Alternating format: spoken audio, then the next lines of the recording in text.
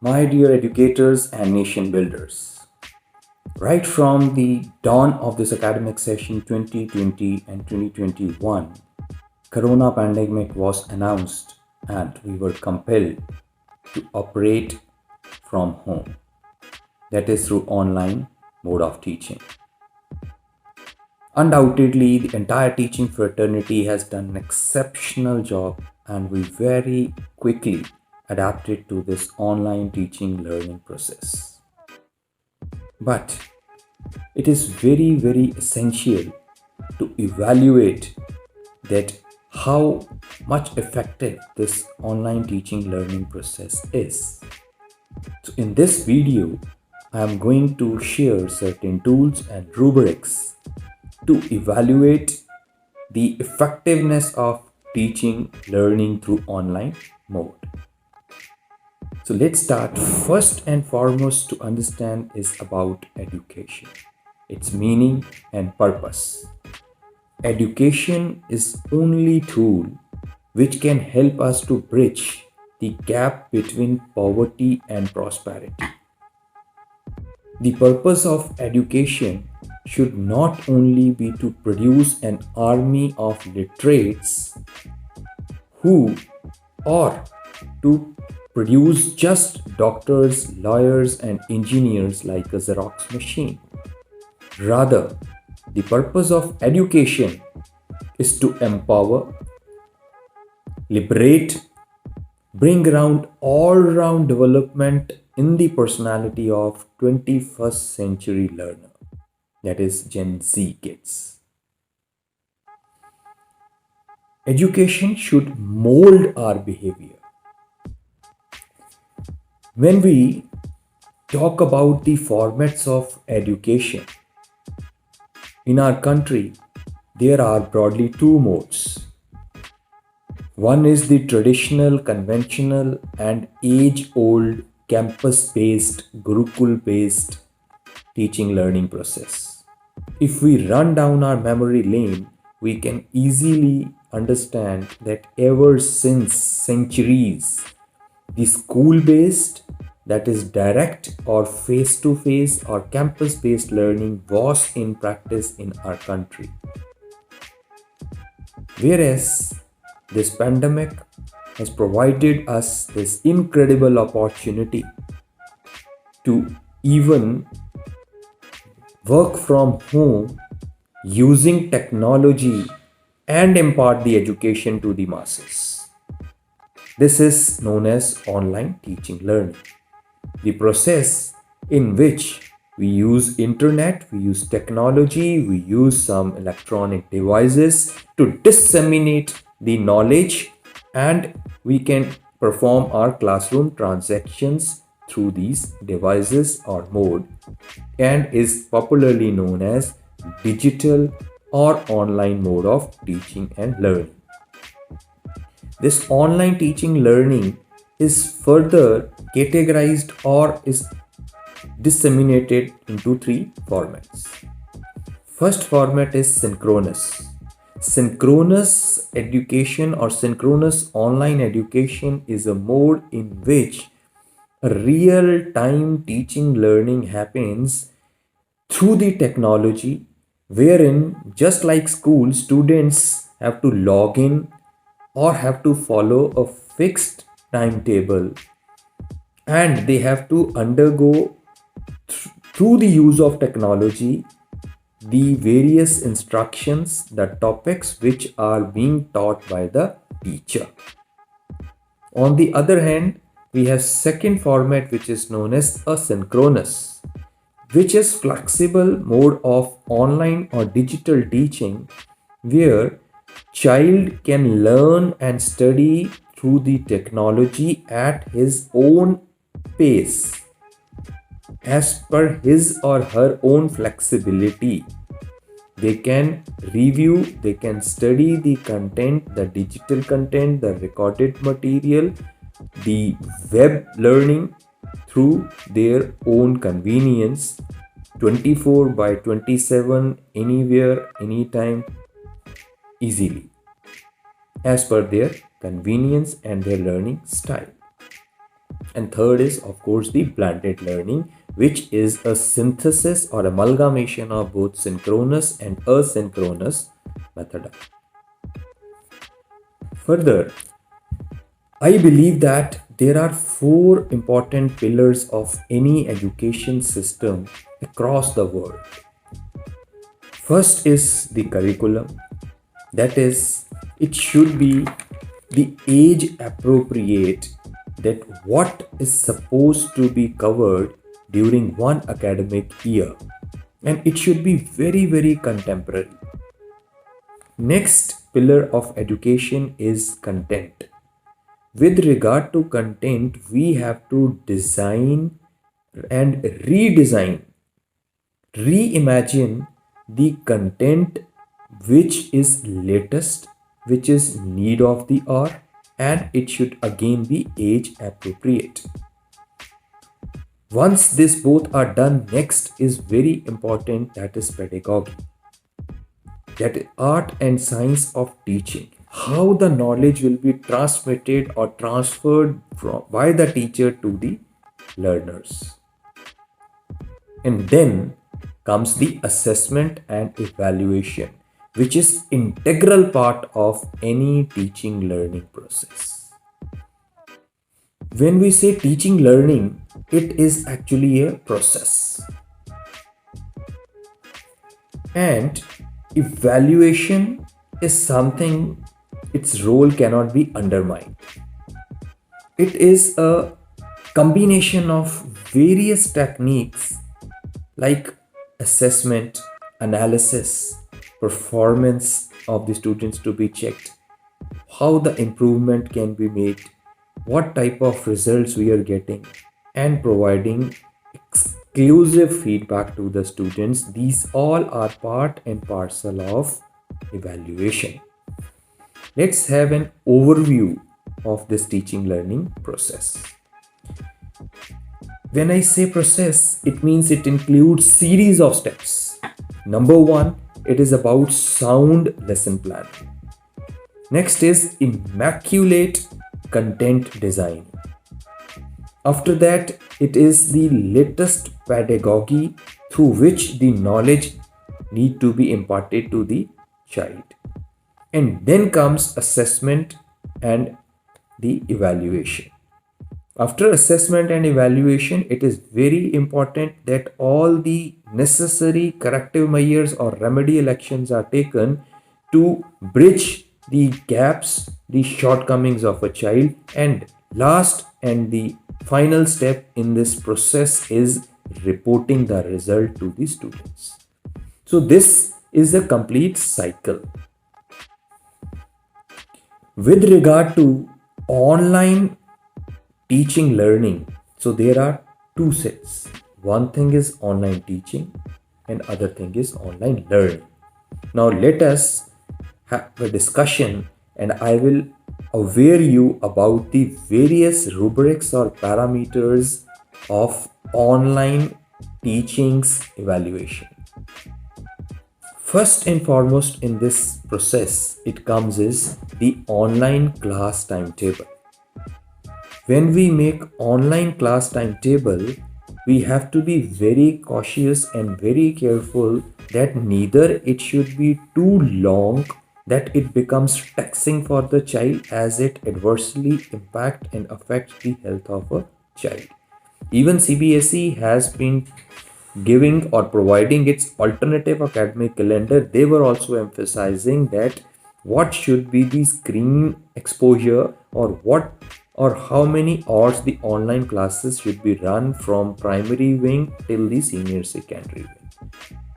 So as a teacher or as a leader, we have to take care of the timetable. Second aspect is about the online lesson plan.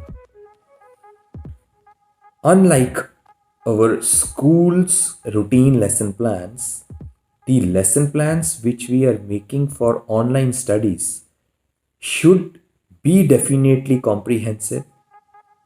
It should try to cover the learning outcomes.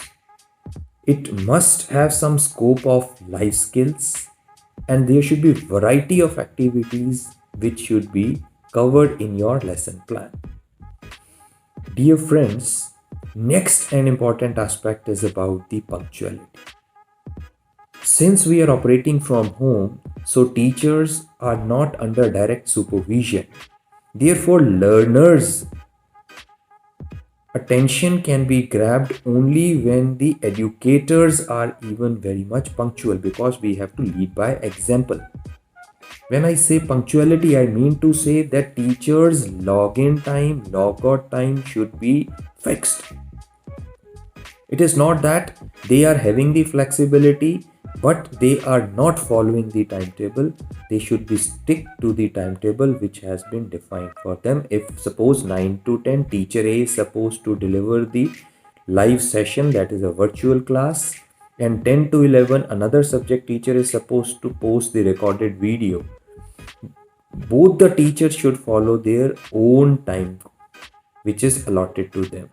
It should not happen that anyone is exceeding their time or they are becoming careless and not reporting to their live lectures in time. So login, logout should be at proper time, as well as the time fixed for any kind of digital content to be posted should be done again at an appropriate and the time slot which is allotted to a teacher, neither before that timeline nor post that timeline.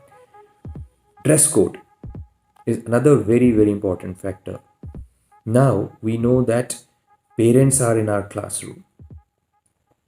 When you go online, the parents are having full access to your content, to your pedagogy. Therefore, the teachers should not again be very comfortable with their dress code. We have to ensure that when we are delivering our online classes, and especially with the virtual mode, when there is a live session, the teacher should have been in an appropriate dress code. We cannot violate that rules. Next in this series is the background and the ambience. The background from where the teacher is delivering a lecture really leaves a deep impact. It is about the repo of the institution you belong to.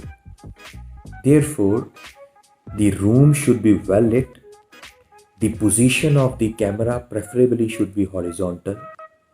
The height of your green board, writing board, or whatever writing content you are using while delivering your live lecture should be appropriate. The room should not be very dark. Your writing should be legible. Your voice should be audible. And the room or the background should be plain. There can be curtains, but it should not have any kind of bad impression it leaves. The background of the wall should not be filthy. It should not be very attractive. It should not be very much catchy, so that it is easy and it leaves a good impact. Next, when we talk about evaluating the online teaching process, is about the platform of teaching. We must choose any of the platform. It may be Google Meet, it may be Team, it can be Zoom, it may be WebEx, or any other. But make sure that the safety, security is not has been taken into care.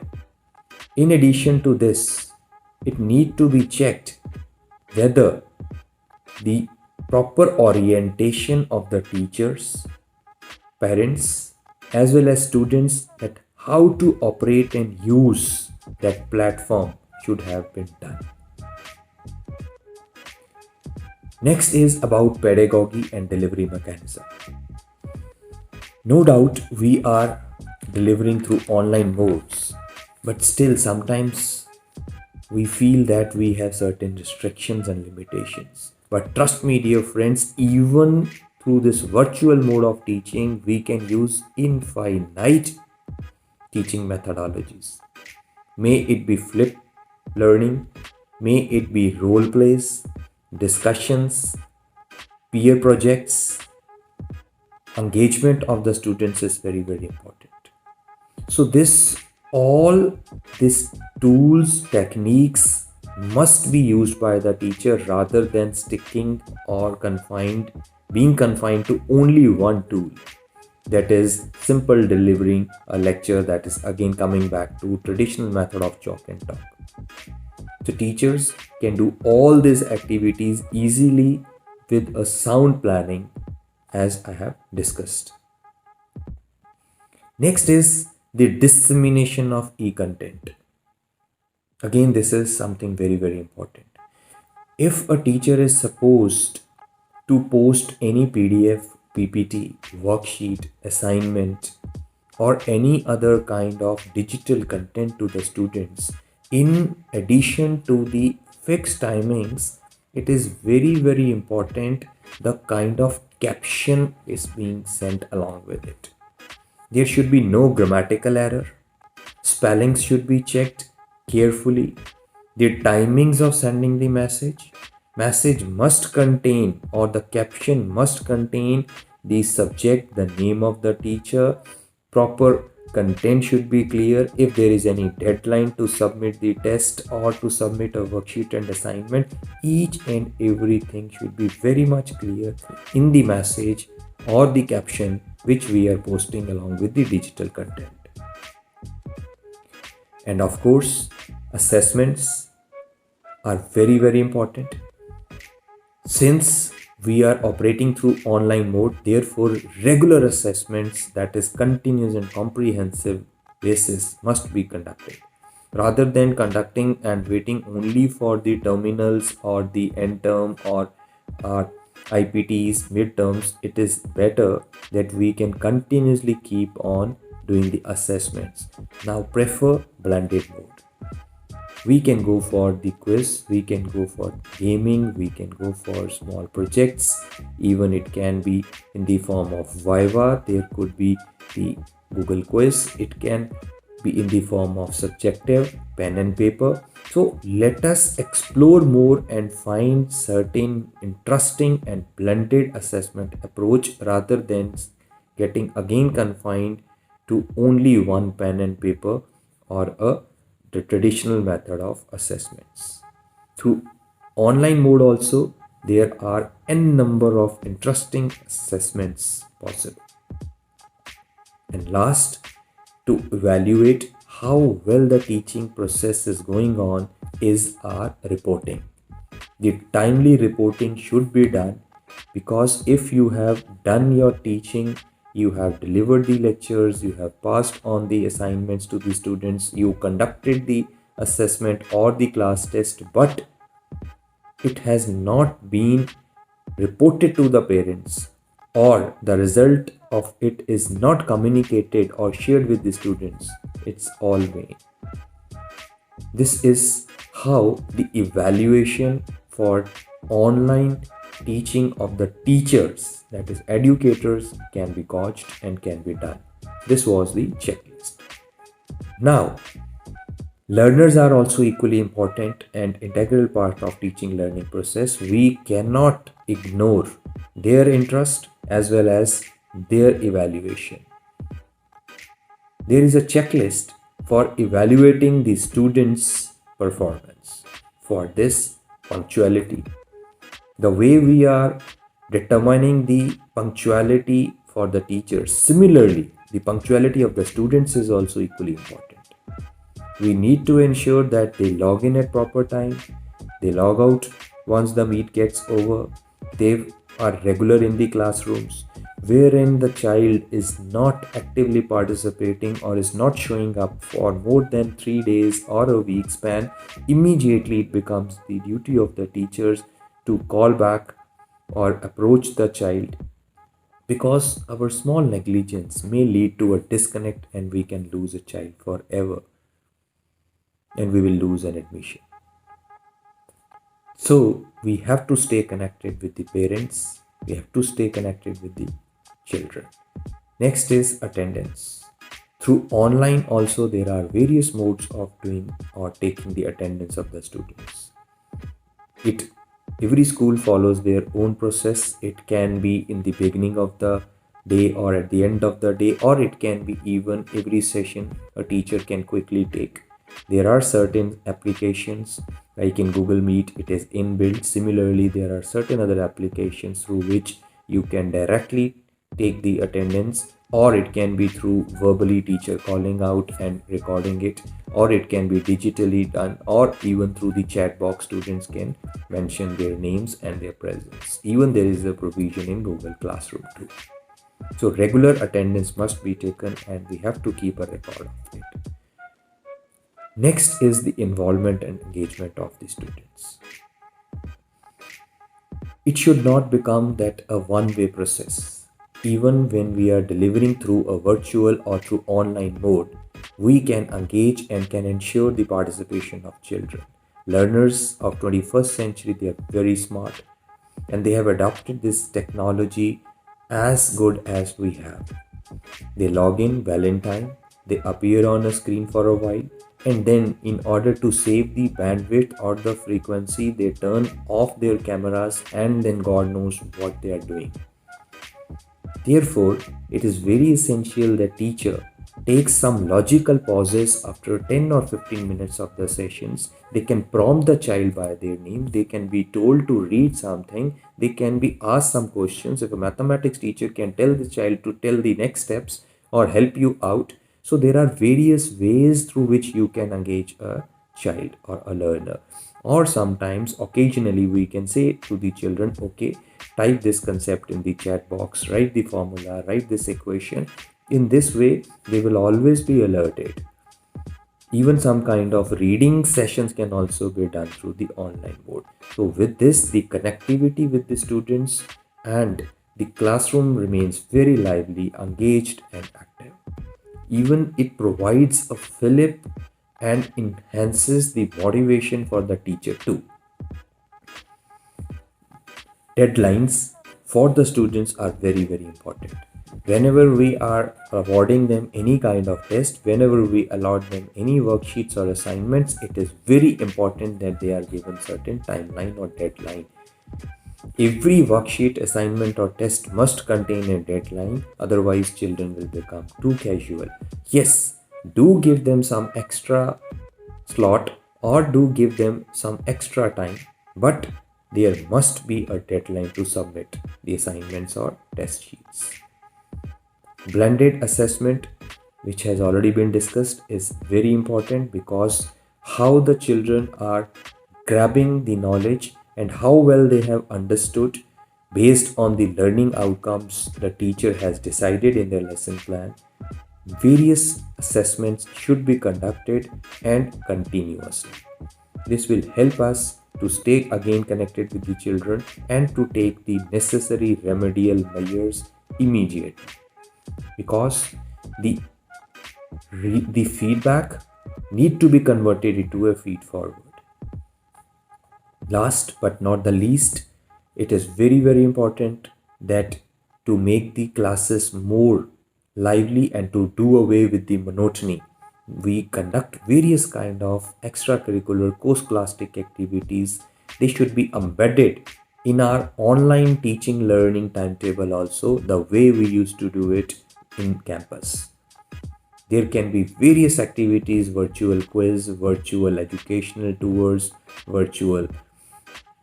there are various virtual picnics can be celebrated, virtual birthday celebrations can be there, debates, declamation, collage, virtual PowerPoint presentation. So there are various activities which can be conducted to engage the children. There can be infinite.